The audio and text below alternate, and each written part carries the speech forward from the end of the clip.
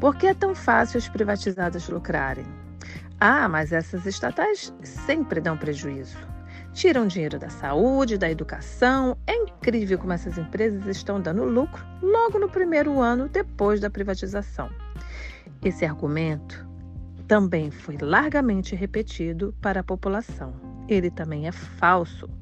Ponto por ponto pode-se explicar as razões dos lucros rápidos das empresas privatizadas. Tarifas e preços.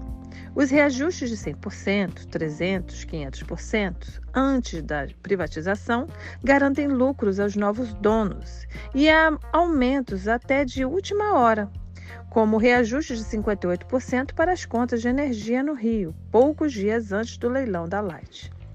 Demissões. Antes de privatizar, o governo tem feito demissões maciças de trabalhadores das estatais, isto é, gastou bilhões com os pagamentos de indenizações e direitos trabalhistas, que na verdade seriam responsabilidade dos compradores. Exemplos. O governo de São Paulo demitiu 10.026 funcionários de sua empresa ferroviária, FEPASA, em 1995 a 1998.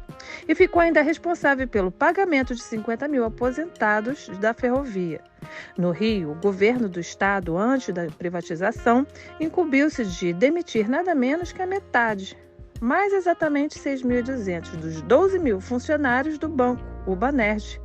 Com essas demissões, além de se livrar de pagamento das indenizações e aposentadorias, os compradores recebem também folhas de pagamentos mais baixas, mês a mês, e isso vale para quase todas as estatais privatizadas. Dívidas engolidas. Esse é um ponto que nunca ficou claro para o povo brasileiro. Ao longo de 30 anos, desde o final dos anos de 1960, o governo frequentemente usou as estatais para assegurar a inflação ou beneficiar certos setores da economia, geralmente por serem considerados estratégicos para o país. Como assim? Houve um período em que o governo evitou reajustes de preços e tarifas de produtos, como aço e serviços fornecidos pelas estatais, na tentativa de reduzir as pressões e controlar as taxas de inflação.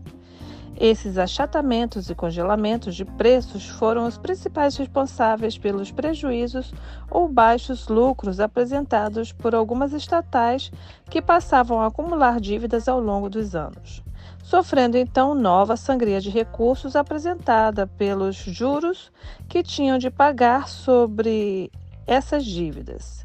Certo ou errado, as dívidas foram usadas como arma contra a inflação por governos que achavam que o combate à carestia era a principal prioridade do país. O mal é que nunca foi suficientemente explicado à população que essa decisão arruinava as empresas estatais, dando motivo a falsas acusações de incompetências e sacos sem fundos contra elas. Quando veio a onda das privatizações, o governo fez exatamente o contrário. Primeiro, como visto acima, aumentou os preços de até 300% no caso do aço e tarifas até 500%. Repita-se. Cobrados por empresas que seriam privatizadas. Mas o que é espantoso, o governo fez muito mais. Engoliu, passou para o Tesouro dívidas que eram das estatais, bilhões e bilhões de reais que deveriam ser pagos pelos compradores, mesmo que esse pagamento fosse feito a longo prazo, mediante acordo com os credores. Exemplos: na venda da Copesa, Companhia Siderúrgica Paulista, o governo ficou responsável por dívidas de 1,5 bilhão de reais, além de o governo paulista ter adiado o pagamento de 400 milhões de reais em ICMS atrasado. Quanto o governo recebeu pela venda? Só 300 milhões de reais, isto é, o governo ganhou uma dívida de 1,5 bilhão de reais e os compradores pagaram somente 300 milhões. A venda da Companhia Siderúrgica Nacional, CSN, de Volta Redonda, não foi diferente. O governo engoliu dívidas de no mínimo 1 bilhão de reais.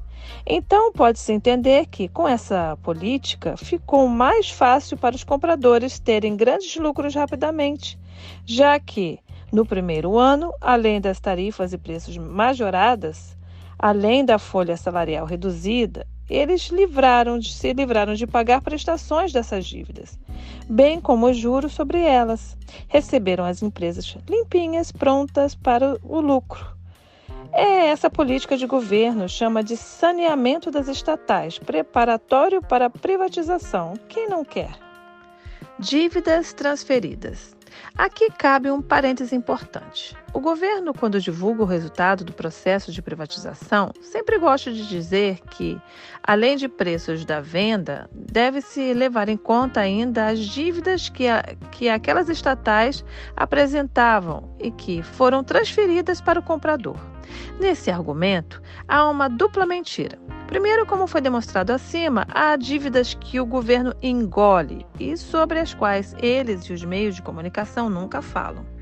Em segundo lugar, no caso das dívidas que permanecem sob responsabilidade dos compradores, é preciso lembrar que eles vão contar com o faturamento da própria empresa para pagá-las, ao contrário do governo, que fica com as dívidas engolidas e tem que pagá-las com dinheiro do Tesouro, dos impostos, ou seja, de toda a população brasileira. Dinheiro nosso.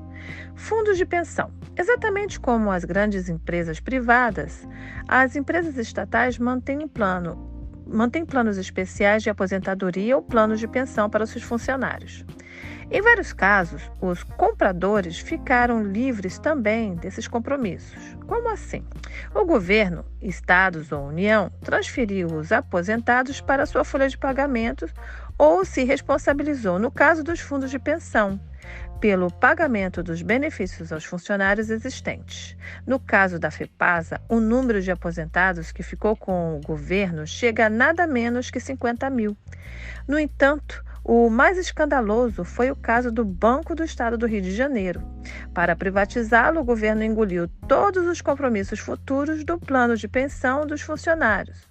Para isso, o então governador Marcelo Alencar tomou um empréstimo de nada menos que 3,3 bilhões de reais, mesmo sabendo que o banco seria vendido por apenas 330 milhões de reais.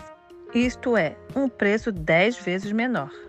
Pior ainda, esse valor foi pago em moedas podres, negociados no mercado com desconto de 50%, ou seja, os 330 milhões de reais representavam mesmo, no final das contas, apenas 165 milhões de reais, ou praticamente 20 vezes menos do que o valor do empréstimo de 3,3 bilhões.